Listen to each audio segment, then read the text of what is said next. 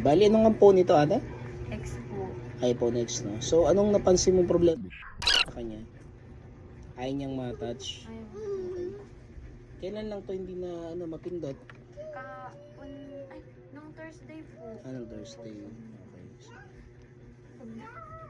Naglag. Ayan.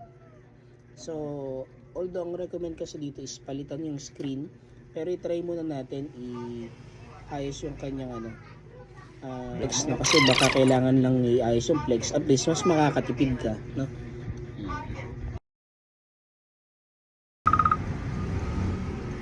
Ayan. So, ito na, the moment of truth. Let's try to touch. Na-touch? O, diba? So, instead na replacement ang gagawin natin, at least pwede pa siya.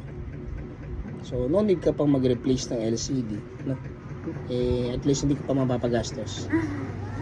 Magkano yan po yun? Labor lang to. 300 lang pagka ganito. Syempre gusto namin happy ang customer, kaya kung saan tayo mas makakatipid, doon tayo. Hindi na lang. Yeah. Kakapalit mo lang yan, kuya. Oo, yun nga. Kaya ngayon na iniisip ko, kung papalitan mo siya ulit, sayang. At least, pwede pa siya.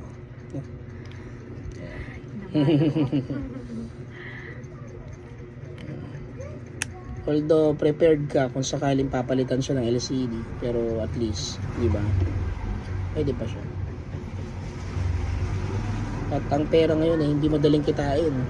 Nako po.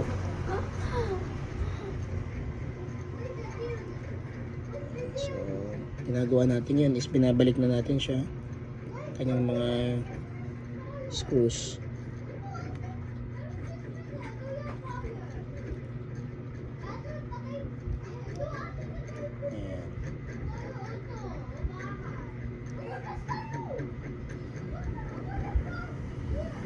Sakali ate, okay lang ba? I-ano natin to? I-content lang natin? Okay lang po.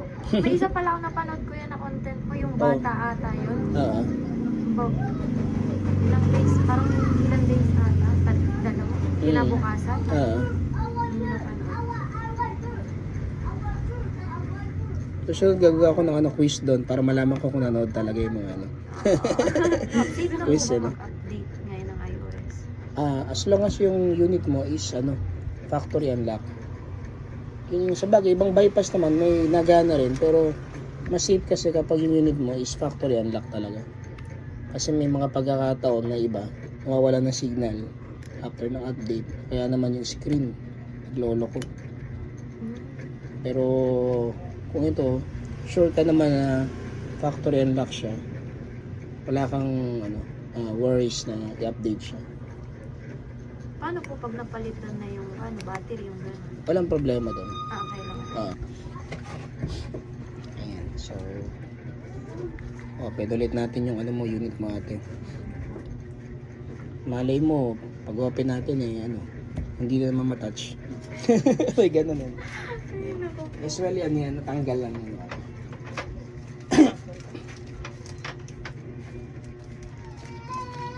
Kasi ubusin lahat.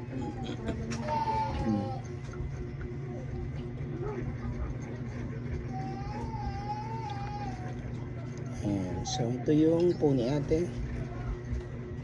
So ang history nito before hindi siya mapindot, ngayon properly working na siya, So instead na replace natin ng screen o ng LCD, para mas at least maka-less yung ating customer, ni-repair na lang natin muna siya. So nakuha naman siya sa repair, kaya ngayon ay properly working na ulit yung touch niya.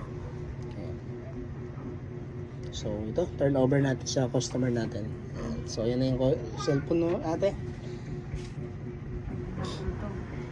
Pat-check na ulit, baka hindi mo mapindot. Kapag uwi mo, hindi na mapindot na naman. Okay na po. Okay na eh. Ayan, okay, salamat din. Thank